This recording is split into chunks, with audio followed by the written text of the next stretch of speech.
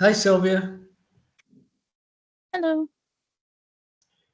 Okay, I have just Sylvia. Are you a source learning person also, or are you uh, the research? I'm doing the service learning. Okay, all right, great. I thought it might be kind of neat. One of the research people submitted a their PowerPoint, and I thought it would be really cool to watch that and and then hopefully, if you guys don't mind, I'd like to hear a little bit from both of you how the service learning thing is going on. And I believe one person has finished their thing already, which was pretty remarkable because they had everything dumped on them all at once.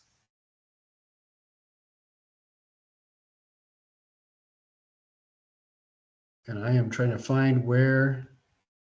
Okay, here we go. Give me just a second here. All right. Everything is graded and up to date. And there were a couple of things that I noted. Um, One is with and this is just for the people listening to later on, for the annotated bibliography, the people that redid their stuff and turned it in again did a really, really good job. Um, there are three things that are the most common errors, and they're errors that most of us don't even think about until after we turn something in. The first one is every citation needs to be in MLA format. And I sent out, I think I have links to 5 or 6 different sites that you can just plug in the URL of whatever it is that you've referenced, and it will generate an MLA formatted citation for you. But at the end of that, everybody needs to add an accessed on phrase. Remember, we talked about the Wayback Machine, which is actually the name of the website, that at any point you can reference a URL on the Wayback Machine and give it a specific date, and it will tell you what the internet saw on that date looking at that particular website. And that's why we need the accessed on date for each and every one of the citations. And it is just a point or two for each one that's missed, but it's a really simple fix. So as soon as people fix that, let me know, and I'll go back and redo the grade. Second, most common is that not everybody remembers to do things alphabetically. The MLA citation begins with most generally the first letter of like the author name or something like that, and or a number. And when you format these, you don't put them in the order that you found them. You put it or an order that makes um, sense necessarily. You're required to put them in alphabetical order. And I do mention that as well in the assignment.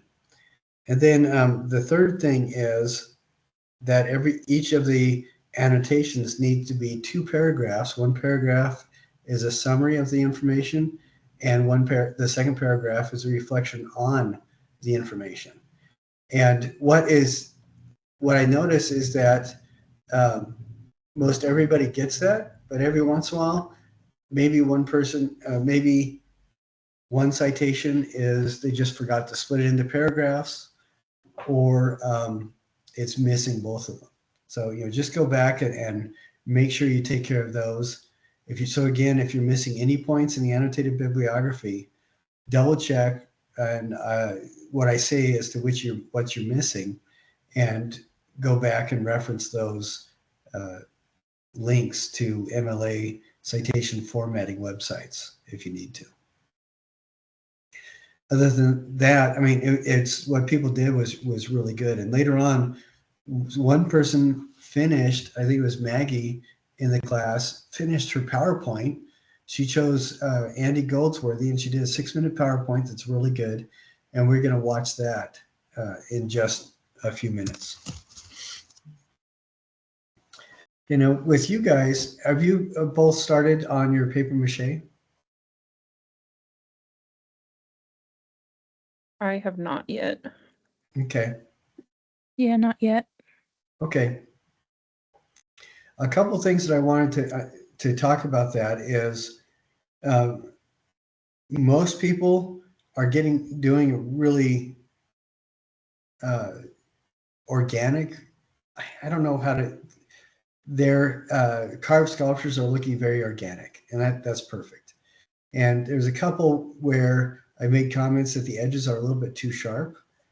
Organic means that it looks like it flows. It looks like it belongs in nature, and as a growth type of thing, which means we're looking for things like edges of bones. We're looking for things that are maybe twig-like curves and things like that. And there's a couple people who, at the beginning, the shape was just cut out and looked really interesting. And then I said, well, we need to sand the edges down a bit. They did, and they look a lot better. Those worked really well. And then there's a couple others where they did, and it looks like there's probably should be just a little bit more sanding. We don't want sharp angles, and we want it to feel like it grew up in nature, essentially. And there's a couple reasons for that. One of them is, and the primary one is, when you apply the paper mache, it's going to make it a lot easier on you. When you do the paper mache, I would recommend getting a couple big garbage bags, slitting them down one side and across the bottom so you can lay them out like a tarp. Use that. I would also recommend getting another garbage bag, just slitting across about maybe 10 inches across the center of the bottom, and then slit from the corners up the sides about 8-10 inches. And then when you turn that upside down, it gives you kind of like a poncho. You know, these were the ponchos that we made in way back in the olden days when I was a Boy Scout. And that helps mitigate the slopping around of the glue and everything so that it's less of a cleanup later. I would also highly recommend that you wear gloves if you can, and try really hard to make sure you take off any jewelry or watches or anything like that, as well as don't do this inside over shag carpet. You do it inside, but I would do it over tile or something like that, because yeah, you'll spill it.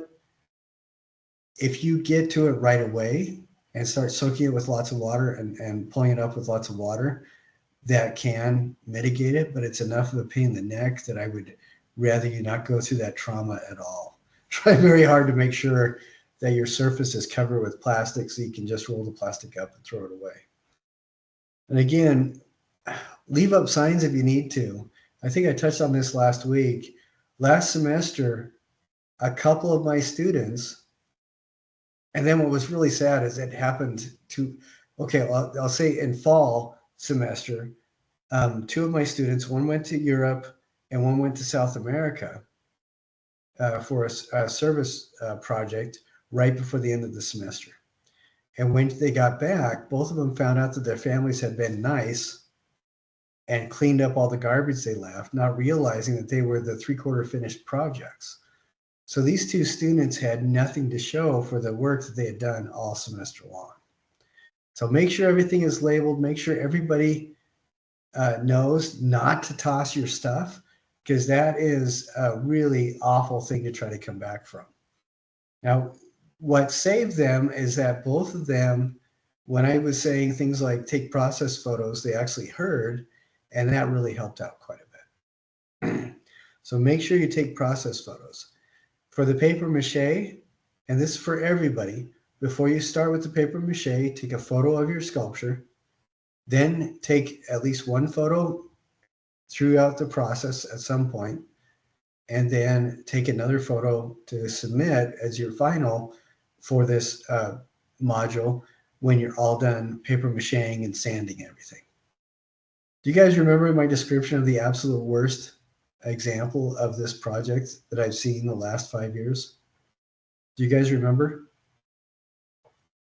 Somebody had taken their block of foam, they had trimmed the corners a bit.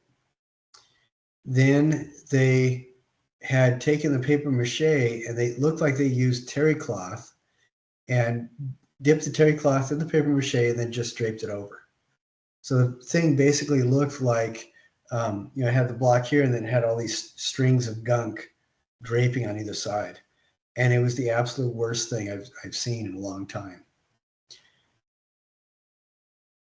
When you start doing the paper mache, I do give a little bit of a demo in that video. And what I would recommend is the first layer that you do, try to work out as much of the problems as you can on that. When it dries, sand it down, get it as smooth as you can. And then when you do the second layer, it'll go so much easier and so much faster, you won't believe it. You know, solve the problems in the first one. I think that one of the biggest problems that people have with the paper mache is when they do it, they're so tired, they're sick and tired of the first layer, they just leave alone. But you need to sand it down and get it as smooth as possible, because the smoother you get that, the easier the second layer is. So just remember that. All right, and then the next thing I wanted to do is I did want to talk a little bit about the texture and light color tiles. Now we do have 2 submissions, and I wanted to show these 2 submissions so you guys can see what this looks like. And I'll tell you right now, I think both of these submissions are really good. I think there was a little bit of a concern that I had with some, but I just want to share this with you. Let's see. Give me a second here.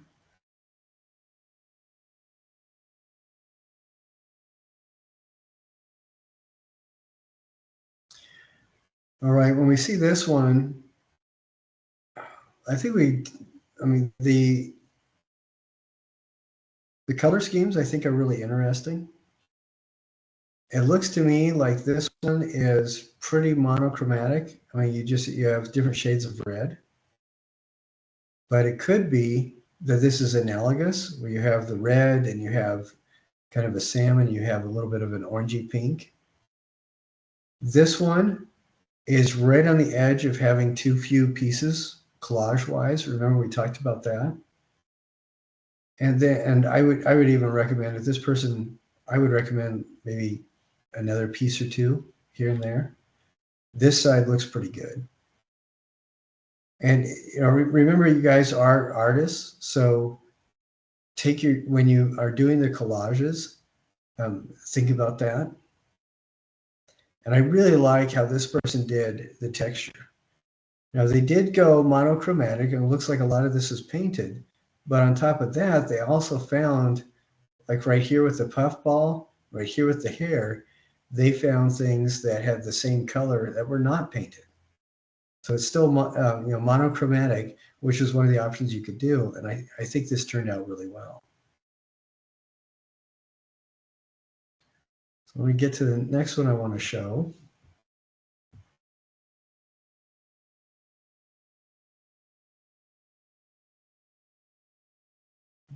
Okay, give me just a second here.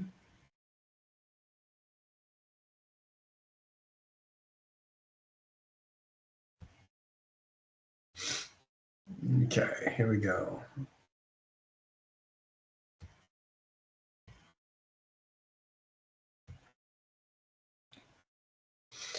Now I think this one is really interesting too. There was, I don't know if you were hungry when you were making this, but that was the only thing I could think of, because all 6 sides, I think of the texture one, is actually noodles and grains, and then everything spray painted white. So I think this turned out really well. That was a lot of fun. Were you hungry when you did it?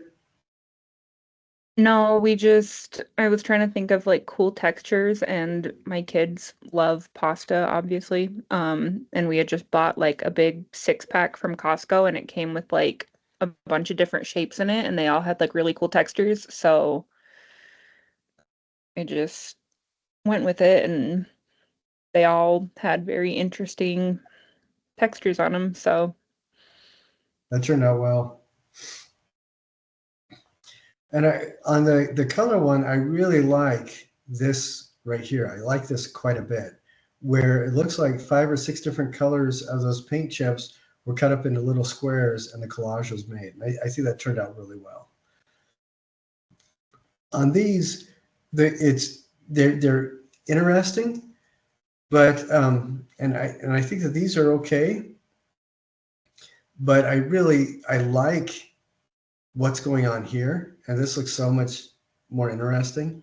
And I think, and these, even though it does, yeah, it follows the assignment and everything like that, I really like what's going on here. And so, something like stripes with a bunch of little squares like that would be so cool. Or doing a grid like that, textured up with like cut out triangles would be so cool. Things like that are I think,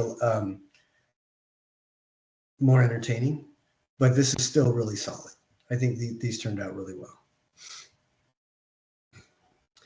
So that's what I wanted to say about the texture and tiles.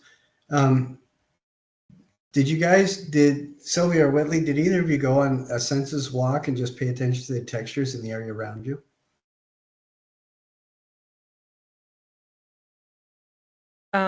usually when I take my kids outside, I look. Um, like I was looking around for textures, but the pasta stuff really inspired me more. Um, which is why I use that. But have noticed that I've been paying attention to more textures and how things are and are shaped lately. All right, great. How about you, Sylvia?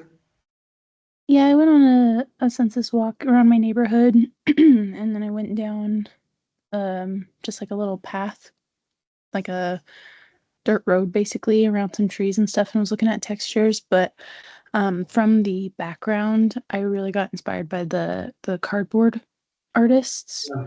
And so for my textured one, I did a lot of just cardboard, but I tried to use it in different ways. That could be a lot of fun. When we first started doing this, we had people only use cardboard, and it was interesting because everybody be staring at their pile of cardboard for about a half an hour before they start doing anything. But seeing those background artists who work with cardboard, I mean, some of them come up with these really fantastic things that you just don't think of, or at least a normal person doesn't think of. And I think that's a lot of fun. But it does force you to kind of engage with things around you in a bit of a different way, doesn't it? As you're paying attention to the textures. And in the quiz, the last question shows a figure that is has one arm, I think, outraised or raised up, and the other arm out to the side. And there's a lot of texture to it. And some of the quizzes we talk about line quality and forced perspective and things like that.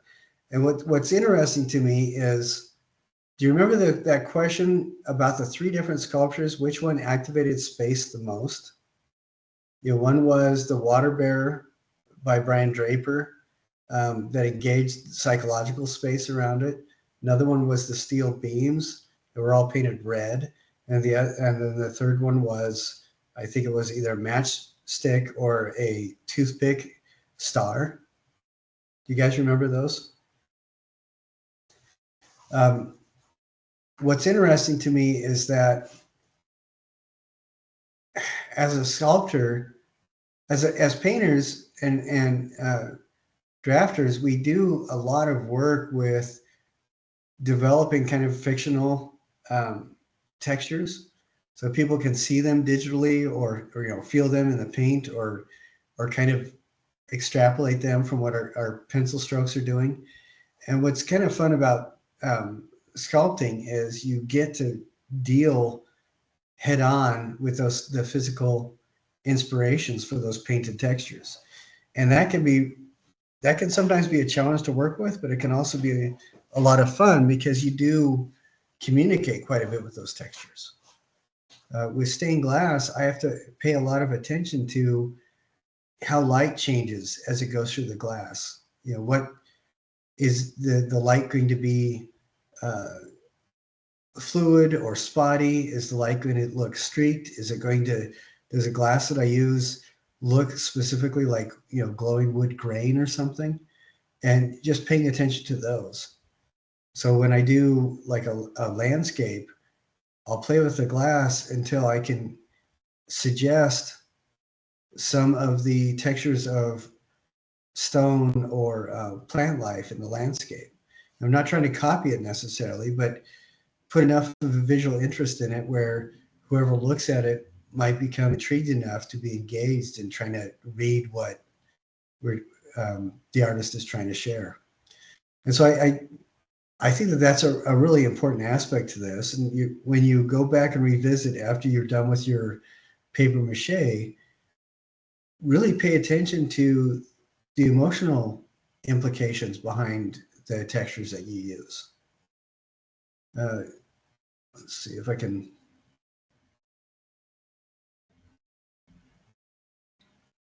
I want to go back to these that were turned in, and hopefully get a better idea of what type of thing I'm talking about.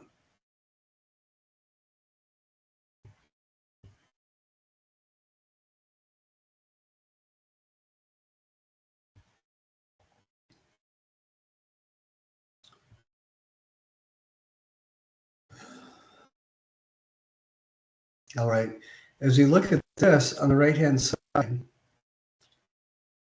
this kind of furry area feels very different energetically than this kind of woolly area.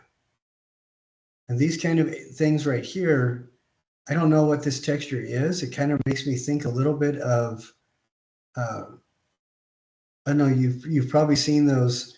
They're kind of like magic erasers that you would buy to clean things up with, but they're for grills, and it's almost like they're stone that wears down.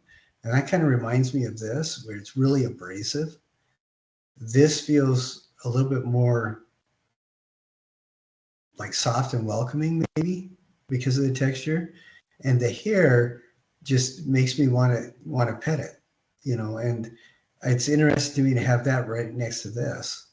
Now, what kind of emotions do you think would you evoke, or responses would you evoke if maybe the texture that they used where they had cut out a whole bunch of pieces of cardboard and laid them down on one of these like overlapping scales from a fish? Or what would it do if the scales they made were from like X-Acto blades? You're not going to touch the edge of the blade and cut yourself, but the texture visually becomes a little bit, dangerous. I think those are some interesting ideas to think about as you're working with texture. When we look at this, these are all noodles, but this on the left feels very different than, these kind of, what are those ribbed macaroni kind of shells or something? But this feels very different. And then you look at the top where it looks like it comes out of a ramen package, and that feels even different as well. So I think it's really fascinating. Then, this goes almost to the edge, and this one feels like it's waves going on. And then here, it almost reminds me of, a junkyard stack of old tires, or maybe something swimming through the waves. And then here, it's makes me start thinking of other things as well. So that's the point of that exercise, is to start generating ideas of how you can use texture specifically to communicate ideas. or communicate atmosphere or emotion.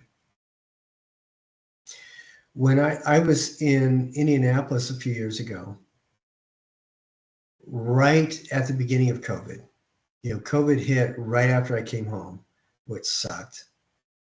But one of the artists that I saw, this person was doing portraits of musical performers that were from the Indianapolis area or had come to Indianapolis. The way that this person made the portraits is they got a whole bunch of old records, smashed them up, and used the shards to make these textural compositions. And when you stand back about 4 or 5 feet, it becomes a photorealistic portrayal of the individual. And then as the light shifts, you realize that what you're seeing is what your brain is extrapolating from the different textures in front of you. And then it means, these are musical performers. It means something completely different when it dawns on you that the primary medium were broken records. I thought that was absolutely, a fascinating way to work with these kinds of ideas. Now, when you're working with the color, what kinds of ideas come to your mind when you work with the color? Do you get a sense that, I know that you do, but I would like you to describe the sense that you get to me. What kind of emotions are different colors connected to? We'll talk about that in just a sec. There's a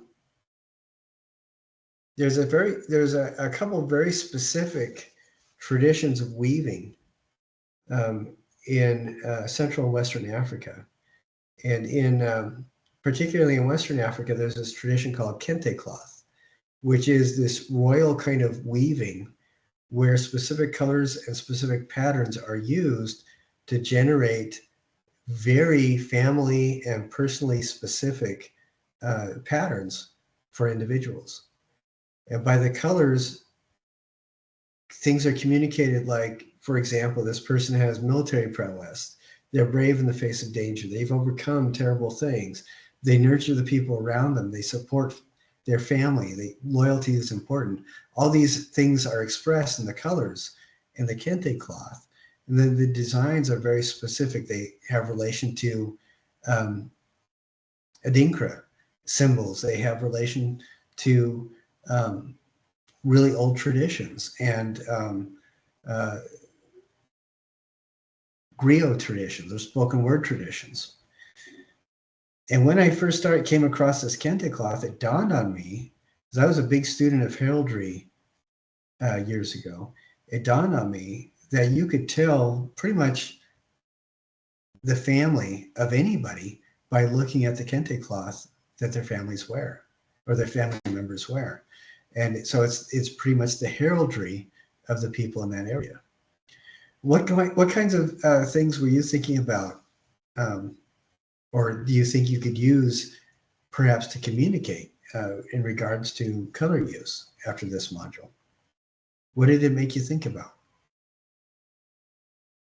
And for example, can color be used to effectively communicate things like emotion or a sense of the piece or a sense of connection?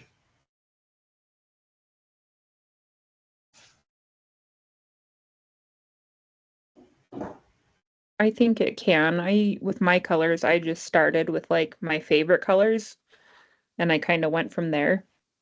Because those ones were more inspiring to me, but I feel like depending on the person and like what colors mean something to them is like how they can perceive it or what emotion it invokes in them. All right, excellent. How about you, Sylvia?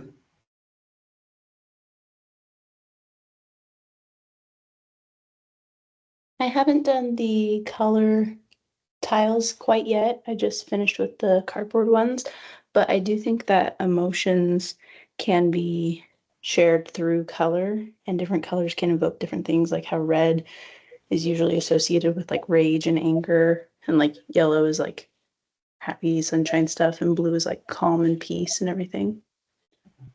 Yeah, I think there's a lot to that, and it does vary with culture to culture. But as artists, we really pay attention, like Sylvia said, we really pay attention to that. If you're going to use red in a piece, if you want to communicate the kind of red that's associated with passion or love, you're going to be using red in a slightly different way than if you're using it to associate with rage. There's going to be different ways or different different directions that you'll push that red. And color does mean different things in different cultures, which when we're doing art that perhaps we are exploring a different culture, we can be sensitive to that and bring it out as well. Oh, excuse me.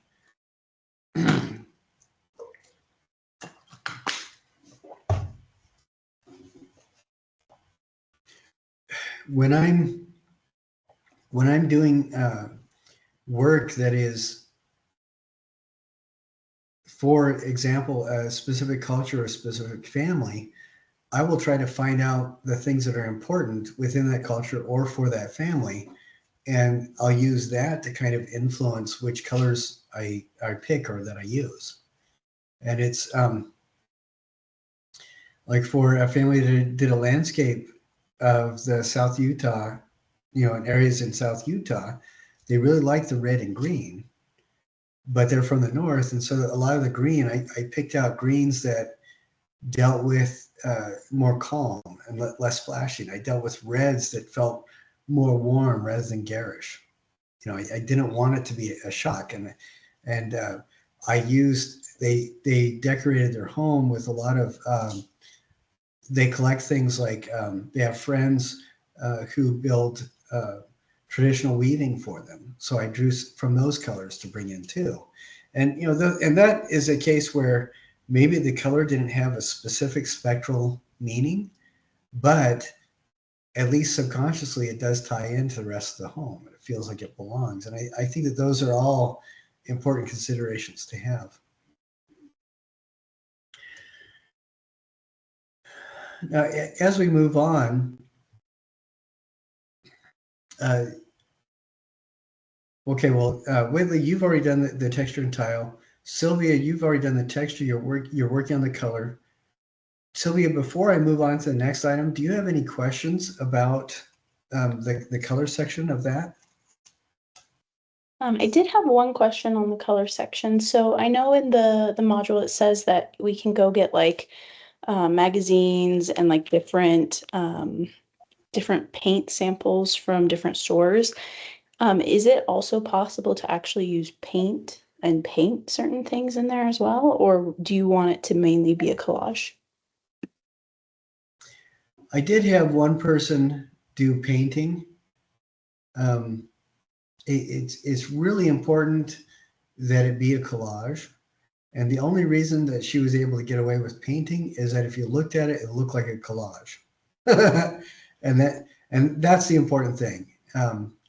She did her painting, she was doing stripes of color, and it ended up looking like she had very carefully generated a collage with stripes of material. So if you're going to do painting, I would recommend paint a collage, but it's going to save time, I think, just to do a collage. Or you could also do the route that Eric Carle uses. He's been doing children's books for ages, and what he will do is he'll do paint swatches of textural qualities, and then after he's done, he will make collages from those samples of paint. And if you want to do that, that'd be fine too. So, like for example, Eric Carle is the guy who wrote Hungry Hungry Caterpillar, which is probably one of the most famous children's books, and that is all illustrated by collages he made by cutting sections out of paintings that he did. So, does that kind of answer your question, Sylvia? Yeah, that's great. I was gonna ask that follow-up of if I could like paint a paper and then rip that up and use it as a collage, but that answers that. Yeah, I think you definitely could do that if you wanted to. I don't recommend people painting it because since it's supposed to look like a collage, it seems like a lot more effort to paint a collage than to just make a collage. But if you're doing like what you just said, I think that'll be just fine. Now, the next thing I wanted to touch on is the research PowerPoint. Now, neither of you guys need to do that because you're both doing service learning. But this, I want to share this so that everybody who is not with us today can see this. So do we not need to make a PowerPoint about the service learning project? Well, you just need to do the service learning. You have your assignments. Okay. And you just need to do the assignments that are specific to the service learning. Okay. The last report that you do as is parallel to the opinion paper for the research people. And if you wanted to do a 5 or 6 minute video of you talking about your service project instead, that's viable as well. So let me share my screen here so I can share this video with you. Okay, so this is from Maggie in the class, and the artist that she picked was Andy Goldsworthy. So I'm going to go ahead and I'll just play her entire 6.5 minute thing. And then I'm probably not going to be doing this for everybody who submits it in the class, but definitely for the first few, probably the first few. And I think that this turned out pretty well, or really well. My name is Maggie Rodriguez, and I did my artist research on Andy Goldsworthy. Andy Goldsworthy is an English artist who has been creating earthworks since 1976. His work is known for being ephemeral. Often the only lasting element of his work are the photographs taken of it. He keeps diaries as he creates artworks, documenting the process of their creation. In addition to the documentation he creates once he finishes a work, he will often revisit works after he has completed them to document their natural decay. In a diary entry regarding the ice arch pictured on the left, he said, "Visible from long distance, attracted someone from long way, good to show it. Went back later to draw it, arrived just in time to see a very old man knock it down with a gun. Sad."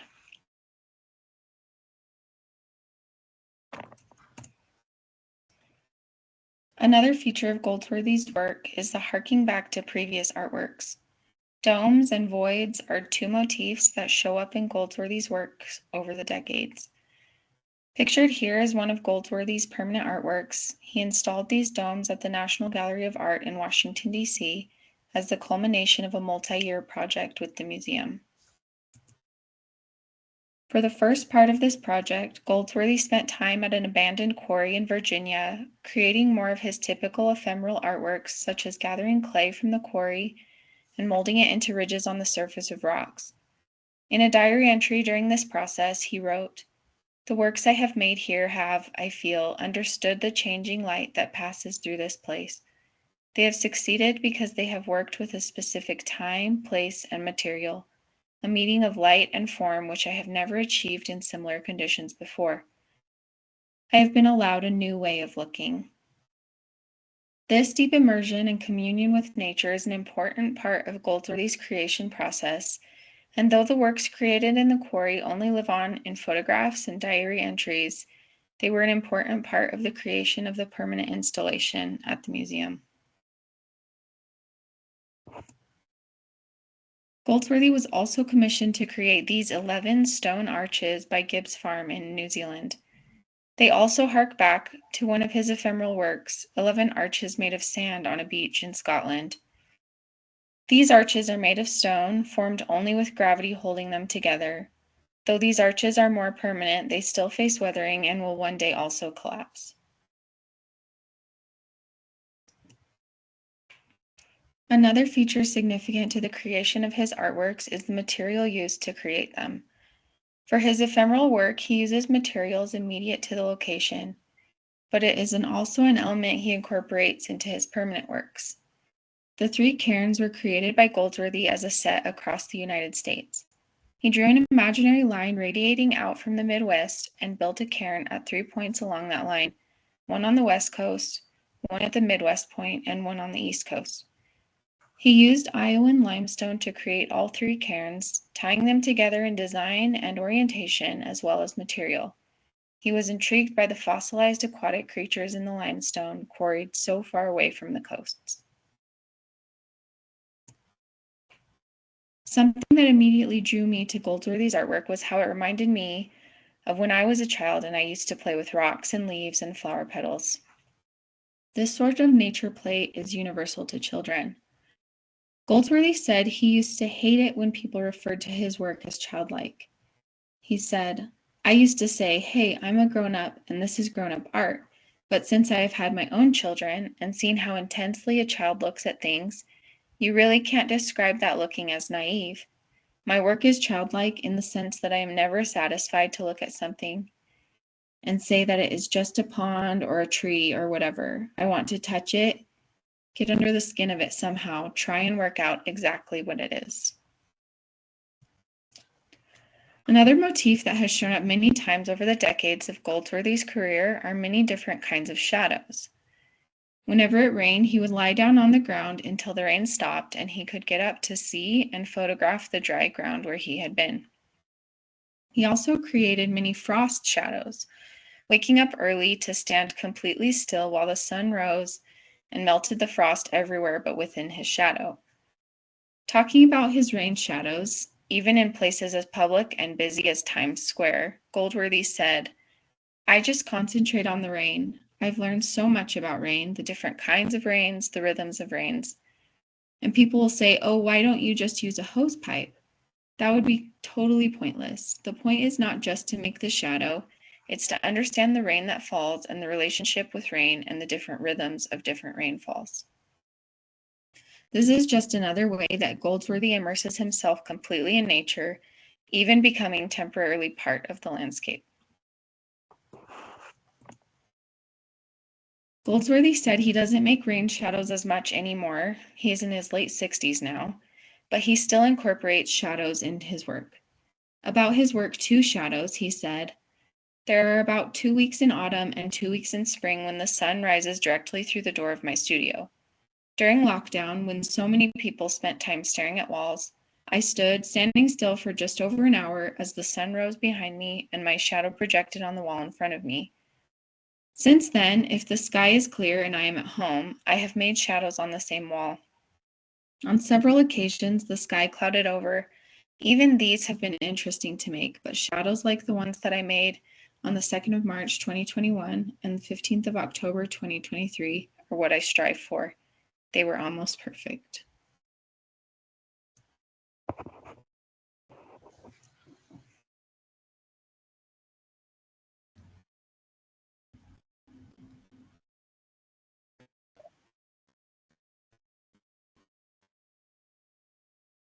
So what did you guys think about that? I really liked it. I liked how she touched on like different pieces of his work and found a way to kind of relate it to me as the viewer in different ways, like, calling it childlike and explaining why, or like the rain ones, and like they were feelings that I could relate to when being in the rain. So I enjoyed it. How about you, Sylvia? What did you think? I enjoyed how descriptive it was, and as well as like the different examples of the artwork, and like the little fun fact type information as well. That was really cool. It made it very personable with the artist, so I really enjoyed it.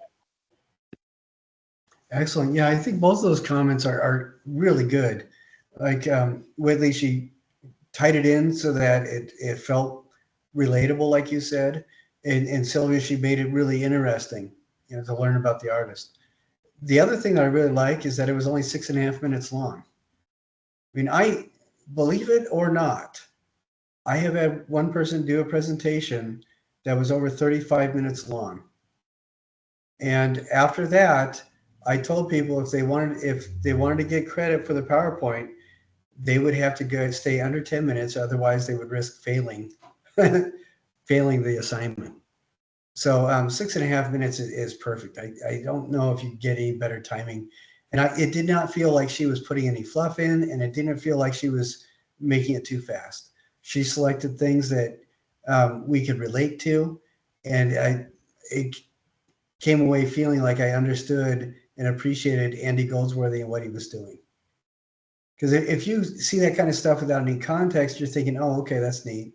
But learning like that he had been working in a quarry to try to figure out how to get those things to be what they were for that roof project, or just the evolution of different ideas leading towards those arches that he was making. I thought that was really interesting. So yeah, I thought that was an excellent PowerPoint presentation. Just enough information on each of the slides so you could tell what was going on, and then her narration really fleshed everything out very well. So nicely done. Would either of you guys like to talk about how your service learning projects are going on? What I'm seeing is people are either at the very beginning or they're almost done. There's a wide range of where people are, and I think one of the things that might be frustrating for you as artists is not everybody wants to get back to you in a timely manner when you're working with people to volunteer with. What have been your experiences so far with your service learning projects? So my son does summer school during the summer, and his teacher's the one I'm going to be helping. She doesn't get access to the funding until July 1st, because I guess that's when all the funding becomes available that she can use to fund her project. That's right. You were telling me about this because you were concerned about not meeting deadlines. Yeah. But I do communicate with her. Like, I have her phone number. He's gonna have a 2-week break before he goes back again. So I'm hoping I can touch base with her around the 1st. Okay. Just so like I can let her know, hey, I'm coming in to help. Like, don't do anything without me. But I did go shopping for like my own little kit so I could get like have stuff for pictures. Okay. And then hopefully donate it. But I did choose the Very Hungry Caterpillar because I felt like it showcased like good art Okay, stuff. good. Excellent. And like, so I've been finding stuff for that. And then I've been researching other art inspired books. And I was going to kind of make a list of other books that could be fun to incorporate into, other kits or something, and maybe even present it to like the library or something locally, or if there are other classes who want to have a more immersive experience, then I'll have like access to good books that are interesting. That sounds really good. Because this has changed quite a bit from what you were originally thinking you were going to be doing, hasn't it? Kind of, yeah. I still plan on going to the classroom and like helping assemble the ones she gets. Right. I just didn't want to be sitting and waiting around for her to be ready for me. Like, I wanted to have some type of plan to kind of work on in the meantime, since she didn't need me right away. No, and that makes really a lot of sense, and it's really good that you didn't wait. I found that if we wait for somebody else to make the move, their priorities will shift. And so I'm glad you did that and chose not to wait. So that's excellent. How about you, Sylvia? How is yours coming along?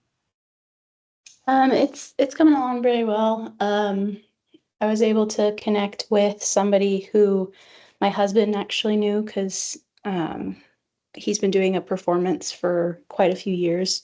It's called Cries of Freedom. It's just in Orem, but I connected with them, and originally I thought that they were going to need help with like costumes and maybe backdrops and stuff for the performance. But he asked me to build like the front of a boat.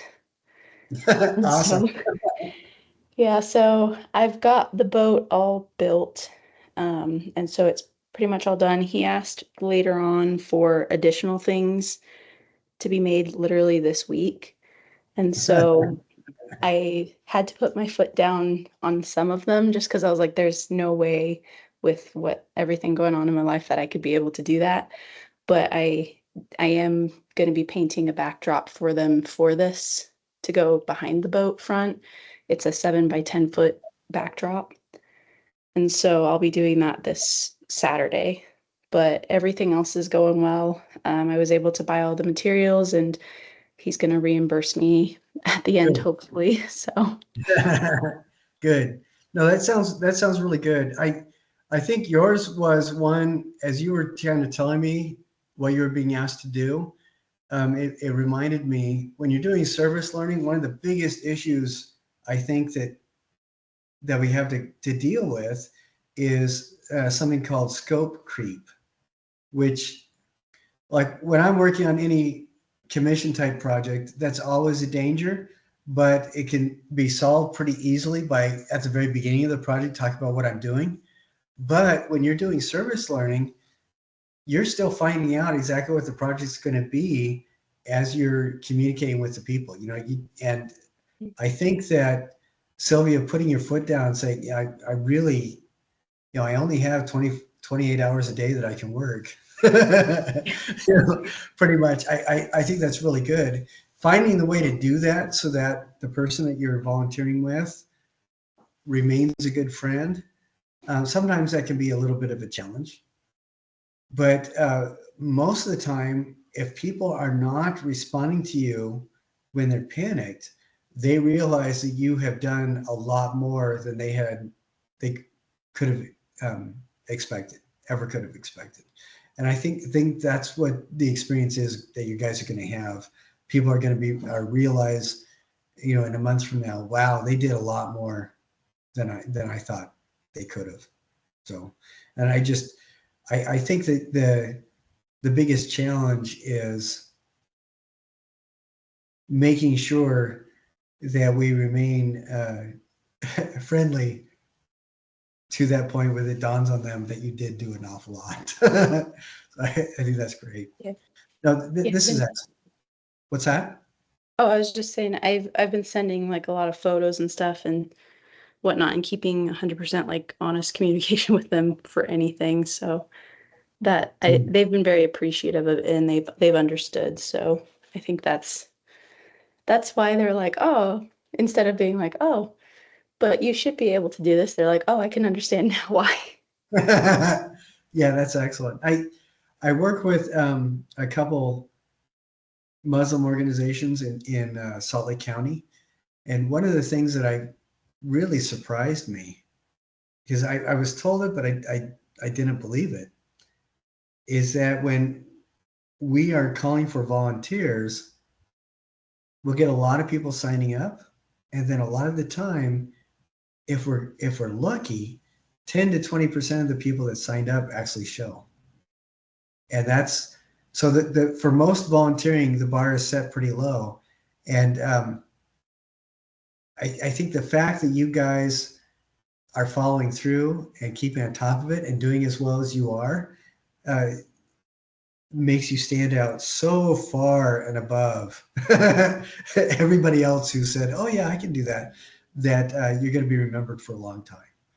And one of the points to this is hopefully to help you network with people in a cause that you want to continue working with. So hopefully that will continue into the future. So that's excellent. And you're going to have a very specific and definite impact that they are not going to forget, which I think is great. It's like, you're the imagery taken of the performance. Sylvia is going to show off what you've done for a long time. And Whitley, the projects that you're making for this class, they're going to be able to use it for years. And hundreds and hundreds of hands are going to be on those projects and I on those things that you're putting together. I think that's excellent. Now, before we go into the final exercise, which I've called the Mighty Voltron Project, where basically, because you are putting the expertise that you've gained from all the different modules into reassessing that biomorphic carving that you've paper mache'd. You're going to be adding color and texture to it. What we're going to be talking more about next week is the next step before we start doing that. And this is where get into a little bit of something that, for lack of any idea what else to call it, we started referring to it as contemporary processes. Now, we're going to be talking, like I said, more about it next week, but I wanted to touch on it now. And let's see. We're not going to be, we'll talk a little bit about the quiz as well. But there's going to be two things that we're primarily going to be dealing with in this module number 6. And one is, and they're both very soundly in the contemporary art realm. One is conceptualism and one is cocooning. And we're going to be dealing with both of these things. Now, what is interesting to me is that if we talk about conceptualism in art, usually people think, or usually people will point at somebody like, and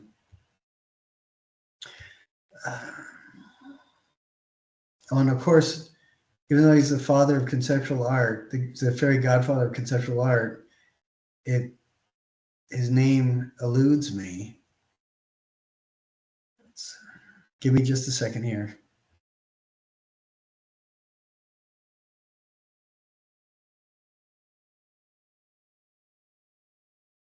Okay, yeah. Okay, his name is Marcel Duchamp. Is that name familiar with you guys? Marcel Duchamp? He famously was one of the three big, for a couple years, he was one of the big three cubists. He was the one who painted Nude Descending a Staircase, which was a seminal cubist work that really is an excellent example of the kind of explorations of phenomenology and the nature of reality and our relationship to it that Braque and Picasso had been exploring. But Marcel Duchamp is most famous for a particular work. And I'm going to get an image of it to show you.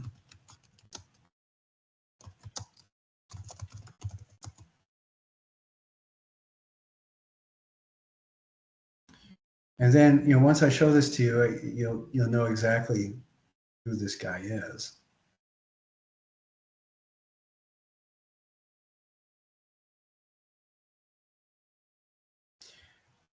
Okay.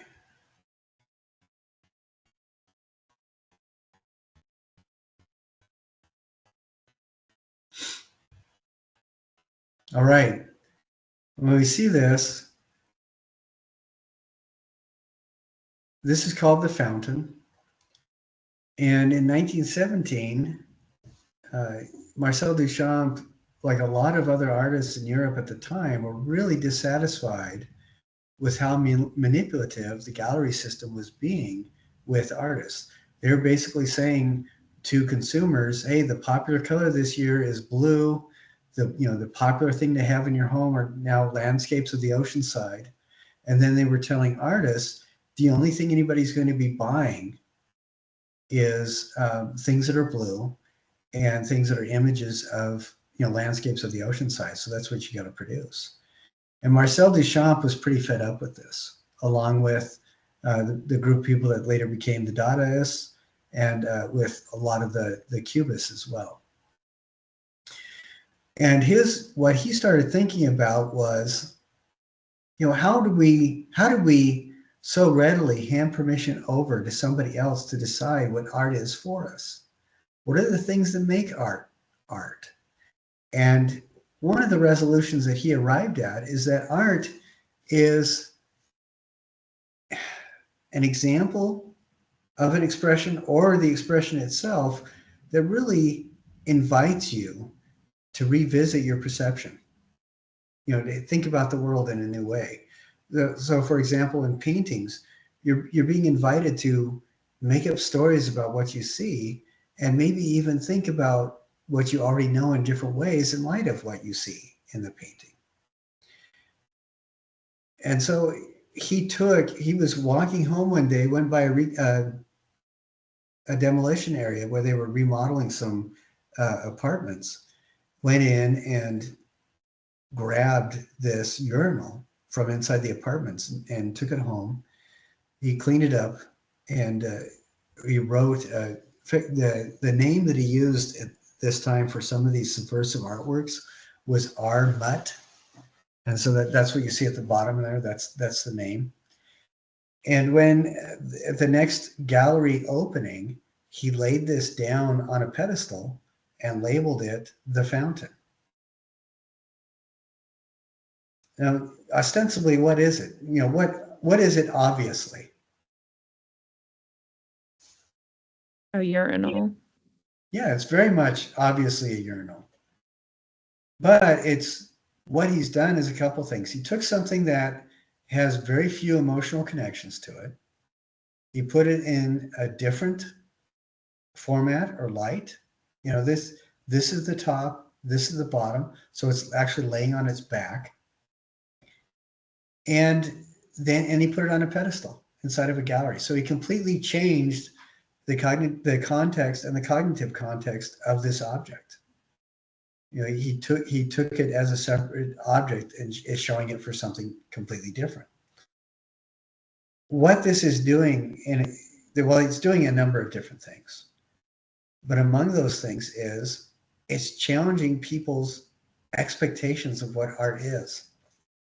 If you went into a gallery and saw this on a pedestal with a name card attached to it and everything, most of us were going to say, okay, well, somebody's calling this art. Why? And we're going to ask ourselves, why is it art? But we accept that it's being presented as art because it is in an art presentation context.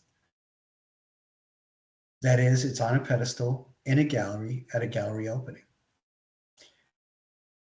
When this was first shown, the first gallery opening that this was at, there are people who said 3 women fainted. There were people that stormed out. There were people that tried to break into the gallery to destroy this because they were so offended. And it caused a huge stir. And that's one of the reasons why it's important. It's not the first one that he did. I think it's the second or third one that he did. But it caused a big stir. And that's one of the reasons why I think it became valid as art. What are the kind of questions that you think people, if they accepted that this was an art piece, what are the kinds of questions that people may have been asking themselves or invited to ask themselves looking at this?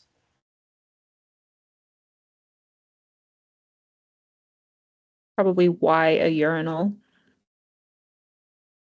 Yeah. Why did he pick that particular thing? That's a good question. What's another question?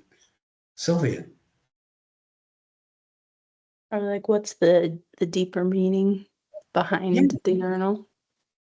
Yeah, exactly. And I think those are 2 of the most common questions when this is presented as an art piece. We can identify it immediately as a urinal. So the question, the first question is why a urinal? And then, like Sylvia said, what's the deeper? And the deeper it could be, what is the deeper meaning behind the urinal? But also it could be, why is this in an art space? What makes it art? Who is deciding whether or not this is art? What gives it value? And I think those are all really good, valid questions. Now, this is an excellent opening into this next piece that we're going to be talking, this next module. And I wanted to share this with you. This is in 1965. So, almost 50 years after Marcel Duchamp did that. Joseph Kosuth started doing these 1 in 3 pieces, where he would take an ordinary, absolutely ordinary object, set it up in a gallery, take a black and white photo of the object, print that so it was full scale to the original object, and then he would take a definition that he would have printed rather large, ideally to the same scale as that first object. Now, looking at this piece, why do you think this is called 1 and 3 chairs? Where's the 1 chair? In the center. Yeah, very much so. Where are the 3 chairs? It's like the piece as a whole, like all 3. Yeah, this image from one perspective is very much a chair as well. It's a photo of a chair. And this definition is very much a chair as well. It's what we mean when we use the word chair as a noun. So they're all referencing apparently the same object. What is fascinating to me is what Marcel Duchamp and Joseph Kosuth have done is they are working with that idea that we have that somehow somebody else is in charge of the definition of art, which I think is really sad, because art should be something that all of us can engage with personally. Now, why would I be talking about this in a 3D class? We're talking ostensibly about sculpture. In the phone, we're sculpting foam. In the house, most of us were working with things like cardboard, so we were sculpting with cardboard. In the line project, most of us were sculpting with wire. What is Joseph and Marcel Duchamp, what are they sculpting with?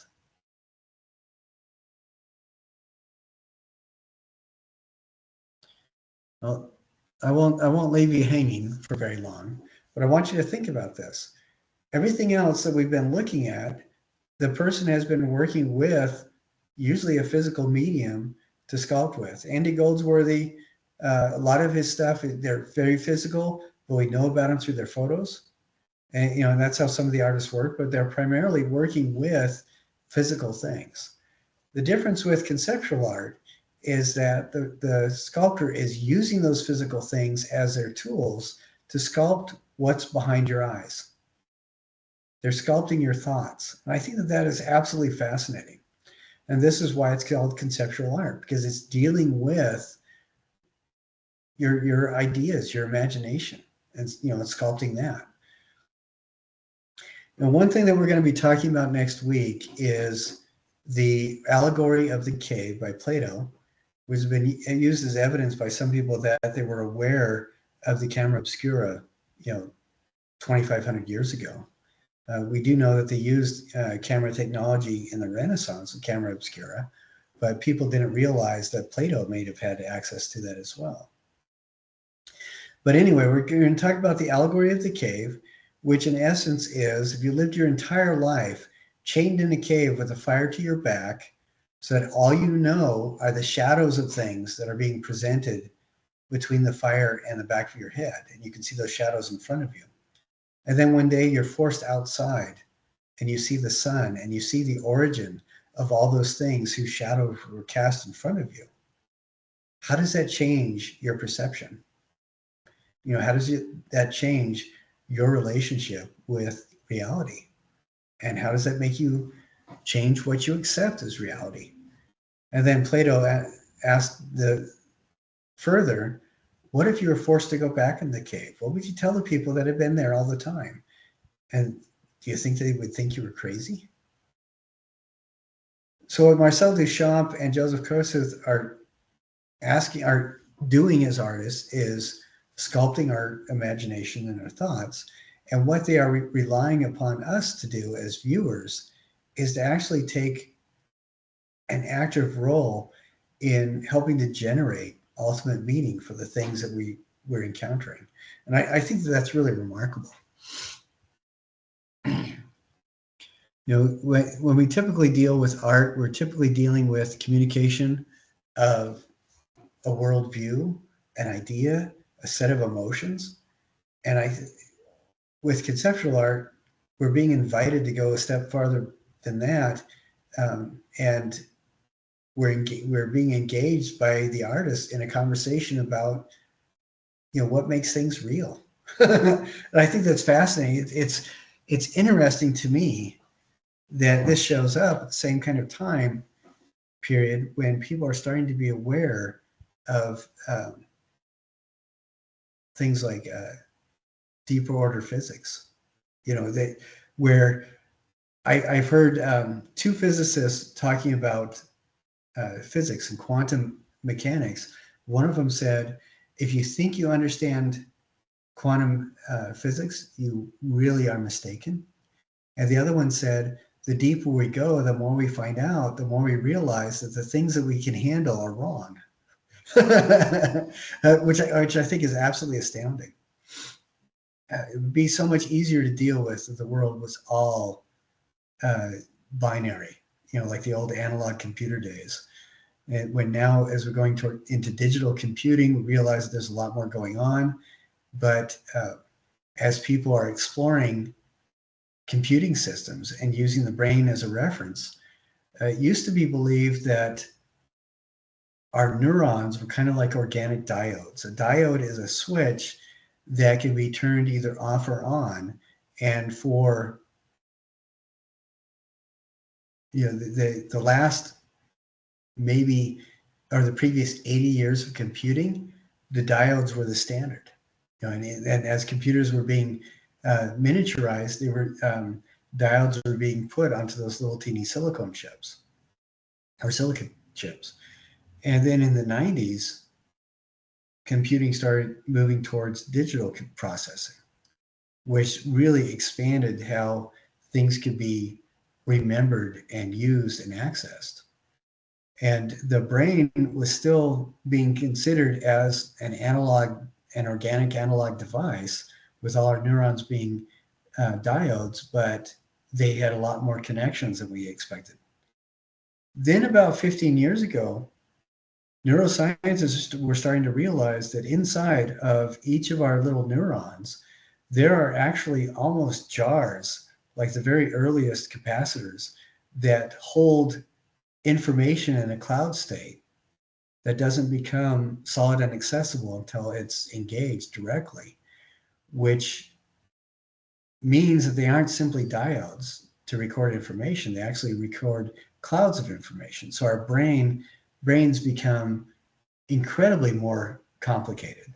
And that is one of the processes that helped open the doors to quantum computing, which is, if you've read any of the articles about it, is going to make what we are using today seem incredibly primitive in a few years.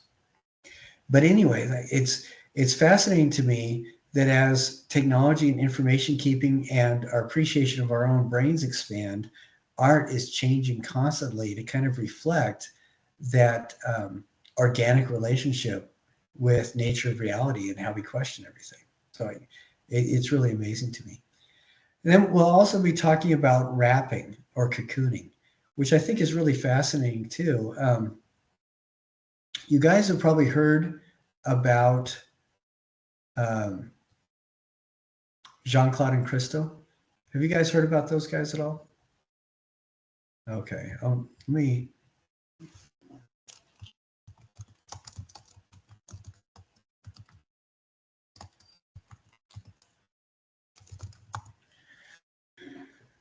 I'll show you an image of some of the things that they have done. These guys unfortunately have passed away.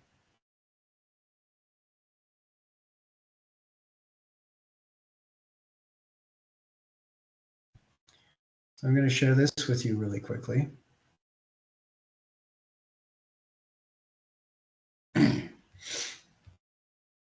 This is one of their most famous works. It's titled, oddly enough, Wrapped Coastline. Jean-Claude and Christo are a husband and wife who will go around the world and engage people's curiosity by hiding things. And they would hide things by wrapping them in plastic.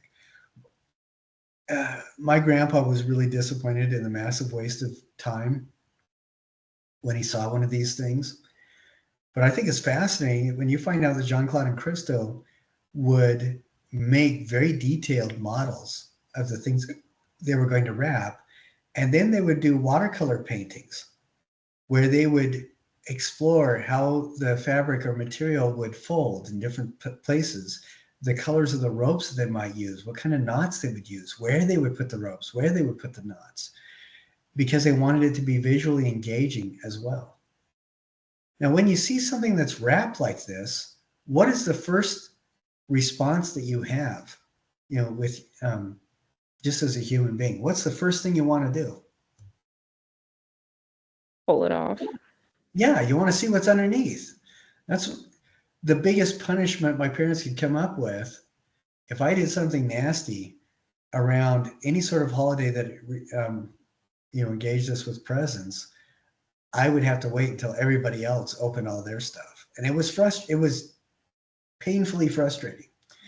As humans, we have this monkey mind or curiosity, where as we may walk by the same thing 1,000 days in a row and not care, but the one day that somebody has wrapped it in a plastic bag, we're going to want to see what's underneath the plastic bag. And this is one of the legacies that Jean-Claude and Christo left for us, is their projects almost universally, no, I would have to say universally, forced a confrontation with people that had been ignoring a situation, ignoring an environment, or ignoring a relationship. When it was wrapped up, when something symbolizing that was wrapped up, it forced engagement. It invigorated German politics when they wrapped the Reichstag. And the Florida Keys, when they made these pink piers around several little islands, it completely revitalized the economy of an area that was dying. They had actually asked Jean-Claude and Christo to come because their economy was failing, and the manatees in this one channel were being destroyed. And there was, it's an endangered species, and people just weren't caring. But by Jean-Claude and Christo going in and doing their plastic wrap, it engaged the rest of the world very actively in what was going on, both with the manatees and the community. And it completely revitalized the entire community. When they did their barges with oil barrels, same kind of thing. It re-engaged people with what was going on with international transportation and marketing of oil. And so, it's when you think, oh, they're just covering something, but they're doing a lot more than that.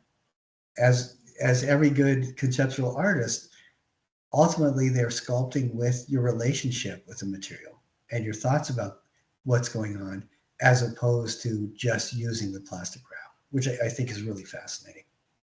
So that is open between now and next week.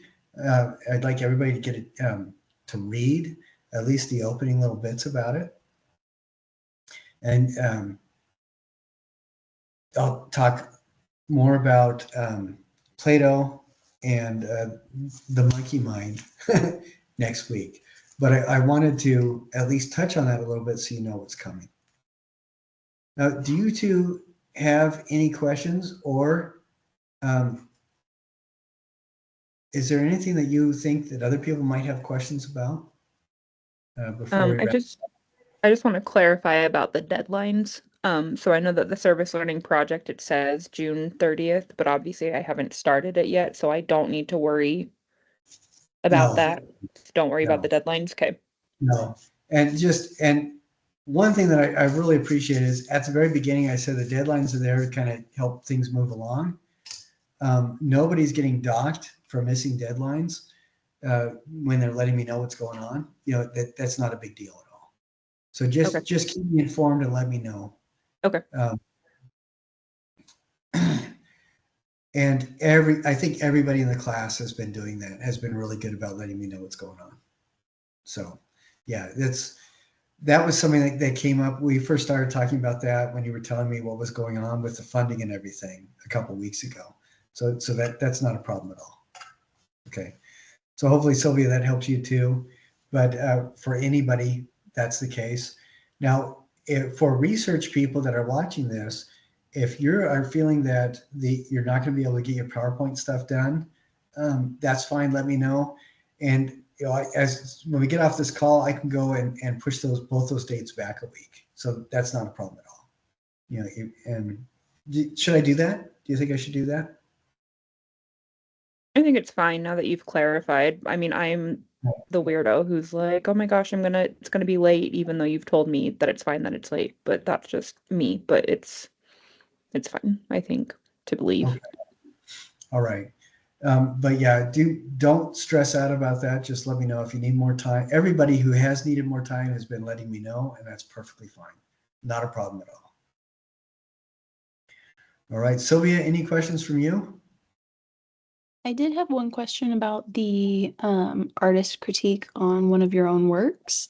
Would it be possible that I could use the service project for one of the works for the critique? Yeah, I think that would be really cool. And remember, when you're doing the critique on your own work, pretend as much as possible that it's the first time you've ever seen it. And I hope that will help you gain more appreciation for what you went through. But yeah, if you want to do that on your own project, that'd be just fine. You are still required to keep to the time requirement, so we don't want you to go on for 35 minutes, please. Okay. So with the project, I'm just good to just take photos from different angles and whatnot and put that in for that video thing. Yeah. Okay. Yeah, absolutely. Yeah, that'd be just Okay. fine. Cool. Thank you. You're welcome. Well, I think if that's good from both of you, I hope that we went kind of smoothly. I know that these are a little bit jaggedy because I'm covering several different kinds of things or several different things in the same hour-and-a-half block, but I hope it went as smooth as it could have. If you have any other questions, feel free to email me, but I'm really liking the things that I'm seeing. Again, if you don't get all the points that you think you deserve on something, look at my comments, and if they're justified, go ahead and fix it and turn it back in. That is never a problem. I don't have any problem with that at all. Right, other than that, I hope everybody has an absolutely wonderful weekend and week, and I will look forward to seeing you all again. Oh, let's see. No, Thursday is July 4th, isn't it? Okay, well, I'm going to go ahead, and after we get off of this, I will shift it to Wednesday, July 3rd. If you guys can make it then, I think that'd be great. I don't want to do it on the 5th because that's a Friday, and that would just be nasty and evil. So let's go ahead and shift next week to Wednesday, July 3rd, and I'll email everybody about that after I've made that change as well. So we'll still have that. All right. Thank you so much, guys. I hope you have a wonderful week and weekend. Thank you. You too. Thank you. You too. All right. Thank you.